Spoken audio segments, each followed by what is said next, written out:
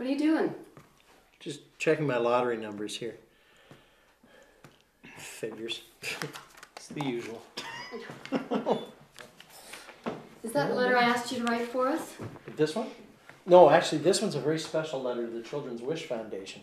Let me read it to you. To the committee members who will read this letter, my name is Kevin Harrop, and I've been diagnosed with Creutzfeldt-Jakob disease. This is a neurological illness that affects the brain and is always fatal. I'm sure you'll have information in your archives that explain the situation further. Allow me to get straight to the point. I've always been a big Shannon Doherty fan. Remember? From her early years on Beverly Hills 90210, to her lead role in Charmed, and now in the Scared series. I think she's received a bad rap in the media. I've also always been a great fan of wrestling, even though many people say it's fixed. I've tried in vain to persuade them that it isn't. But I'm hoping you can help me prove both points. My wish is to mud wrestle with Shannon Doherty to see if she is as tough as reputation indicates. And believe me, I would be really trying. I expect you might want to contact me to discuss this further. My contact information can be found at the top of this letter, and I look forward to hearing from you in the near future. Sincerely, Kevin Harrop. That's pretty good. That is so bizarre. What the hell, eh? Hey, Nico. Well, where is the letter that you wrote for us? The letter I wrote for you is... It's right there. Hey! You almost wrecked it! What are you doing? Whoa, sorry, man. Watch what you're doing, you big oaf! Jeez. Whoa. I didn't see that coming. Is he normally that agitated? Only when he's ovulating. No, not like this. Not over something stupid. These are part of the changes that the doctor warned us about.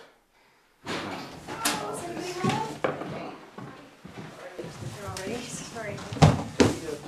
Pick up the stuff you wanted. I went to the grocery store. They couldn't find that meal replacement stuff they were looking for, so I should just go to the drugstore. You can take care of that tomorrow if you want. Yeah, no problem. I'm okay. Cynthia, are you wearing a thong? Do you mind? Does it bother you when it rides up? Yeah, no, really. What color is it? Whoa. I thought when you were sick that people were supposed to let you get away with things like that, huh? As a rule. Yeah, well, some rules have exceptions. Yeah. Can I borrow that thong? I got some popcorn caught in my teeth.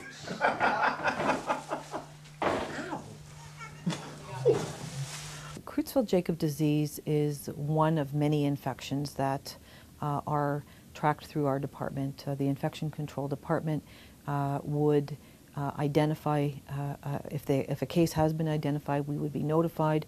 We are actually resources. We would be a resource to the medical staff, the clinical team, the family, the public health, in terms of being able to provide them with the information they need to make good decisions. Of course, we would keep a file on that individual patient for our reference, for future record keeping, and of course the local health authorities, because they need to be advised of the case. We would have all of the demographics, all the date in terms of onset of symptoms, the type of symptoms, etc. And that information is something that we keep on file, generally speaking, for anything that's public health reportable.